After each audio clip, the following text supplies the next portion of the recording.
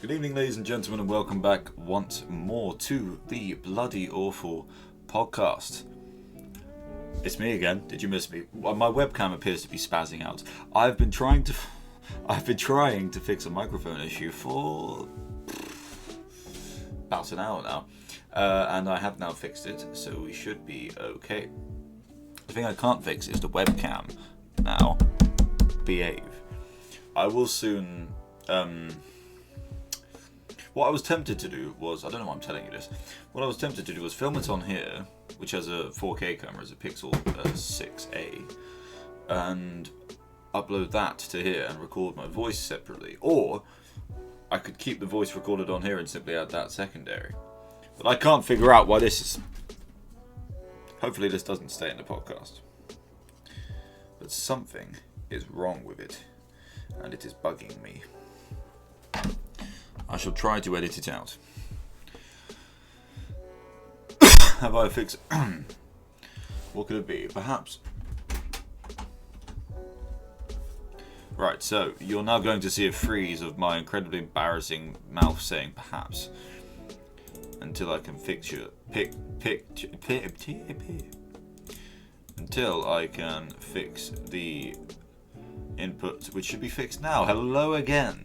Let's see if it's spazzing out still. We'll find out soon. So anyway, welcome back. Forgive the headset and the appalling appearance. I am currently living in a shed. And I'm also on a PC now. Pretty cool. I know, I'm actually recording these podcasts on a PC. I thought I'd get back into it. You know, new year, new podcast. That seems to be the way to go. As I haven't recorded one for a very long time. I'm currently recording this as you can see by my watch on my wrist, I'm currently recording this at 5:07 in the morning. Oh, fuck me, it's early. But it's the weekend tomorrow, so why not? A lot of my life has changed, and a lot is upcoming that I hope for. To put it simply, that's all I can say. I hope for... I don't really want to get into detail, because my life's a pit of misery and irritation.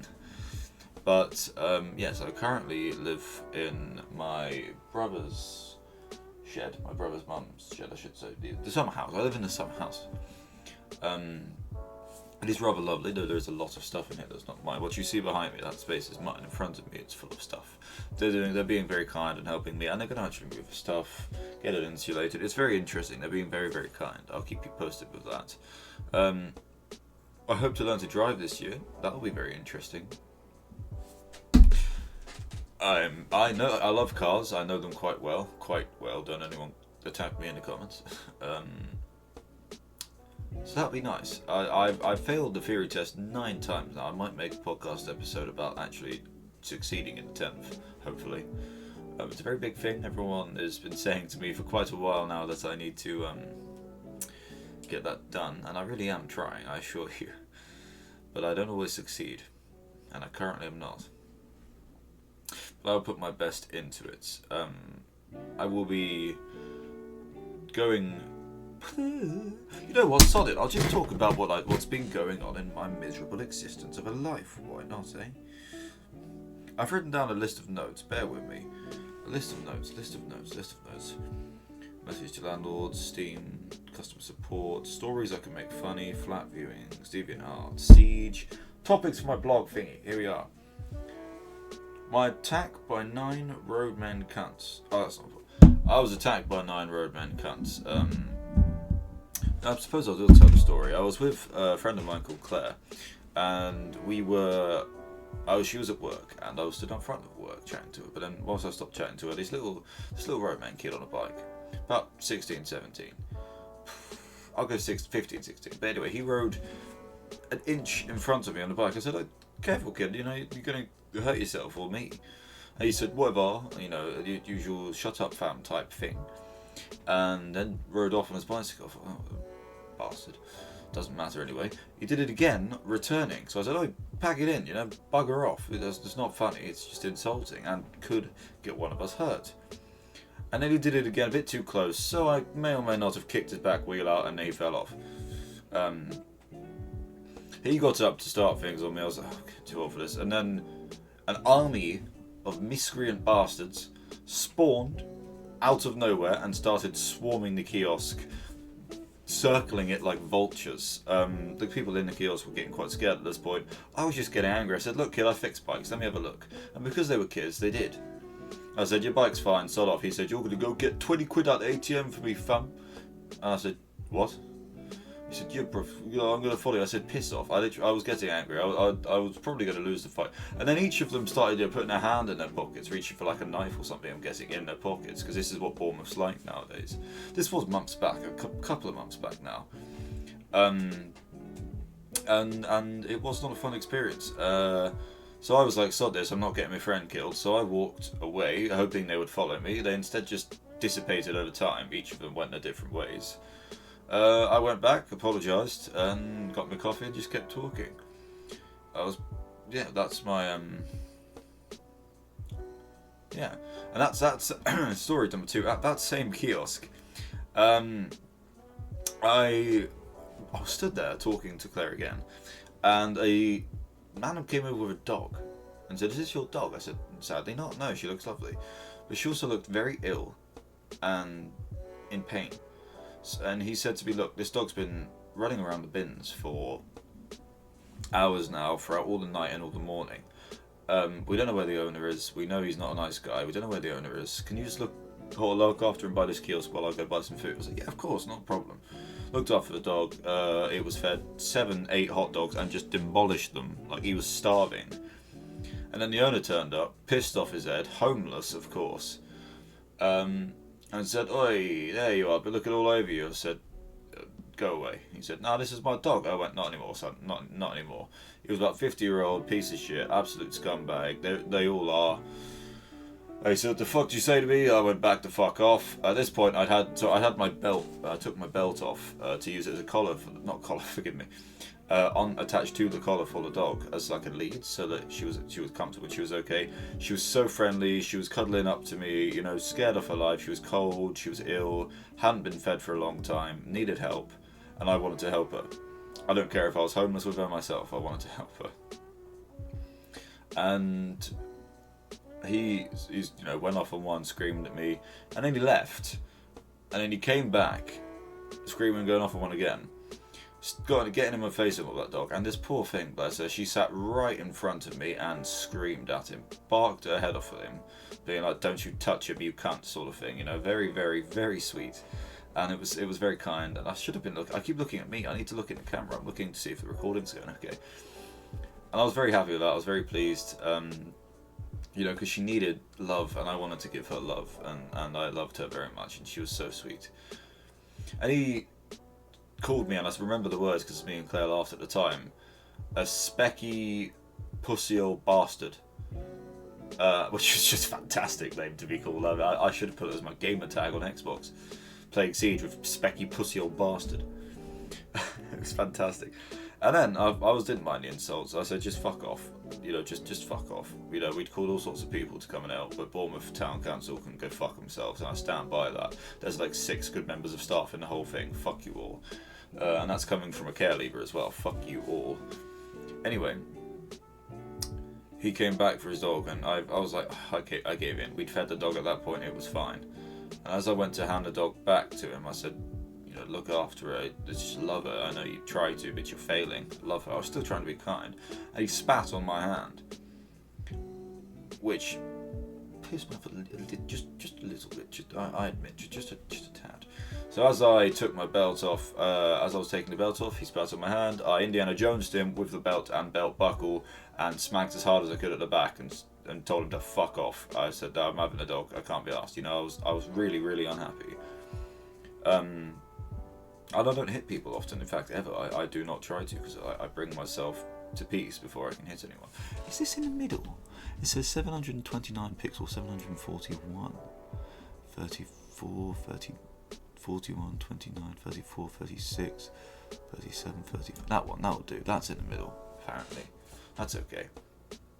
Anyway, eventually he took the dog away. I was extremely angry. I shook his hand even though I didn't want to. I actually got a man from the kiosk said, I'm shocked and proud of you for shaking his hand. And I said, look, it just I didn't want to cause any more drama in the future. It was a very horrible experience. I just wish people, animals are better than all of us, and I stand by it. And it's, I mean, take the XL bully ban for a moment. What the fuck is that about? Those dogs haven't done a fucking thing wrong. Talk to the fucking owners, take them out, send them to the fucking far pits of Tartarus. They are dead to this world. You look after a dog badly, you just get one for fighting. After people get these bullies for fucking fighting, and then that causes shit, and then they do something wrong because they're scared or hungry or lonely, you know, and then they act out, and that's caused a ban, and I'm getting sick to fucking death of it. Sort the fucking owners out. Stop having a country full of scum cunts on the fucking dough being absolute cunts. If you fucking stop that, you'll be fine. If you sort out the people, the rest of it will go in hand. And you can quote me on that. It just makes me sad. That's fucking... Anyway, look, we'll move on from that. Cancel the XL bully ban before I fucking turn up and Guy Fawkes you all. I can't be asked. It says moved house. That's happened 2 or 3 times. Currently, like I said, homeless. Currently, actually, you're pleased to know. Oh yeah, I suppose I should mention this. I technically almost died. I was in hospital, and I'll tell you the whole story. To summarise it, I said to the doctor at the end of it, be honest with me, should I have died, or could I have died yesterday? He went, yeah, Tom, I'm surprised you didn't. I was like, okay, good to know. One evening I was cold, I was tired, and I started shaking. I felt wrong, so I called my sister. I lived with at the time, Hannah, and she called Kevin up, and they both knew I was wrong, but I refused to go to hospital because I'm an idiot like that. You know, I think I can fix it myself. And I couldn't, and it went very badly, and it got worse and worse to the point where I became pretty much paralysed. I could not move. I could speak every now and then. So they called the ambulance. The ambulance took 4 hours to arrive. They were amazing. It just took a long time, but it's okay because I could take the tablets because I knew what it was at this point, and I could take the tablets to help it. Barely. They had to pretty much be force fed down me. The ambulance arrived. They took me down the stairs in this sort of wheelchair thing. But I'm fucking big. I'm 6'6", 210-pound bloke. They did not have fun taking me down the stairs. They brought this lovely little woman, must have been 20, 21. This terrifying Essex girl who must have been 28, 29, covered in tattoos, dangerous lesbian-looking nurse, scary fucker, who took the mick at me the whole time to try and keep me smiling. I did the same, and it kept her smiling. It was nice. She was very friendly. And then they had a junior nurse who was given the tasks that were difficult, and I felt bad for him. I ended up helping him even though I could barely move, causing me immense pain, but I just felt so horrible for him. On the ambulance to the way to the hospital, I was fucked. They put me in the hospital bed immediately, but they didn't seem to care. They sent the wrong people to help me, and I was getting worse and worse. There was no sign of improvement at all. And I made my peace with the gods. I told my nan I'm on the way to see her. I really was expecting death and was making my peace with it. I was truly busted up. I cried a lot, which is rare for me, very rare. Yeah, it was quite the horrible experience, but it happened, and such is life. This was at the beginning of August, I'd say. August into September. It was October I became homeless. It's quite interesting how all of this happened in the space of 4 months. So they sent me home the next day, and I got home, and I should not have gotten home. They sent some Indian bloke who said he was a doctor but didn't fucking feel like it, who said, oh, give him paracetamol, send him home. No, bad move. So they sent me home with something that I didn't need, diagnosed me with something that wasn't the case, and I was completely buggered. That night I fell asleep and barely woke up, and the ambulance was called on me because I wouldn't wake up. I think that's the case. I don't know. Hannah and Ollie will probably be watching this, so they'll be able to say in the comments if I've made anything wrong here so far. They were incredible, and so was Maya. All 3 of them were amazing. Cameron didn't know what to do. He didn't know me very well at the time. You know, he had no reason to care, but he did care. So he sort of just fell back and helped any way he could. Yes, I'd never seen Kevin so scared, bless him as well. It was nice. It was a very horrible experience, and then I went back in the next day, but I went into A&E, which took hours. I was lying on the floor dead. I was with Hannah. I don't know if Claire was there at the time. She came up, I think she might have come up the next day. No, she was there because she went to hospital with me. Came up from Bournemouth, bless her. And it was horrible. They got me back in, and I was in the hospital bed for 3 days. recuperating. I could barely walk. I was skinny. It was nice. No, I'm kidding. It was really rather an odd experience and rather horrible one. One that you learn from, to say the least. That's all I've got written down. I should have really written more down, actually. I'll tell you what, I can delete that. I can delete all of these ones now, because I've spoken about this. What's happened recently, other than the moving out? I spent time with my mother, that's nice, love my mother. She is dangerous and very annoying, but I love her dearly. Same with my stepdad, Hal, he's amazing too. We get along like a house on fire, it's lovely. I've just sort of been in and out, really. I've just sort of been dashing about and like I said, I've not had to play. Selby, I went to Selby to see my good friends Chris and Liam, Nug, Adam, Swift. I didn't meet Jamie. The boys, basically. I saw the boys up North Yorkshire in a town called Selby. It was grand. I met a lovely girl called Ellie there as well. She was nice. We met a whore invited by Liam because he has this desire for whorish women, apparently. She was horrible and I took the mick out of her the whole time because she was drunk and being a slut and it pissed me off. Yeah, I maybe went in a bit too hard on her, but she asked for it and did start it as well, which she should never have done. You don't want to start something like that with me because I've been bullied all my life. Whatever you say I've heard before and have a far more insulting counter. I've called up with a lot of people while I was down there. I chatted to Declan, that was nice. I try and keep up with him every now and then, and Sam and Sergio, hope they're okay, and the two kids. It's just a bunch of people really I need to speak to and see while I'm down there, but I'm struggling. I'm still out of work, nowhere will take me. I've applied to every warehouse, I've applied to every sort of job under the sun, even like warehousing, which I shouldn't do because I'm physically fucked up, but I need to do it.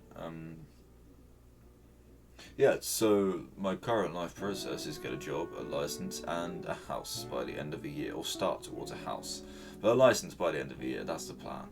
And I'm thinking an Audi A5. I like an A5, but I'm not sure if it's first car worthy. So I think, because I plan to save up too, but I think I'll go with 2012 Ford Fiesta TDCi. I think because it runs 100 brake horsepower, goes 110 mile per hour. No, 110 mile per hour, 99 brake horsepower. It's got I think it's a 4-cylinder engine. It's a nice and simple thing, but it runs 60, 70 and 75 mile per gallon on the urban, extra urban and city running, whatever it's called. I can't remember the stats. And they're going very cheap. I think, you know what? Why don't I try and do an actual podcast thingy where I bring things up? Oh. Hello? Hello. You rotten git. Hello. I Hi. thought I was on the podcast. Did somebody say car? Someone did say car, yes. Hello everybody, this is my brother Burge. I was literally talking about him just a moment ago. He always joins when he's not well. He's always joins. Yes. Joke. I tell you what I will do is I will stop the recording here and we will make a part 2 in just a second's time. So everybody, make sure to check out the next episode as well, which will be posted very, very soon. May the force be with you. Don't do anything I wouldn't do twice. Don't do anything I would do twice. You are my brother, Anakin. Don't do anything. You are my brother, Anakin. I loved you. I have failed you, Anakin. I have failed you. Much love, people. Take care.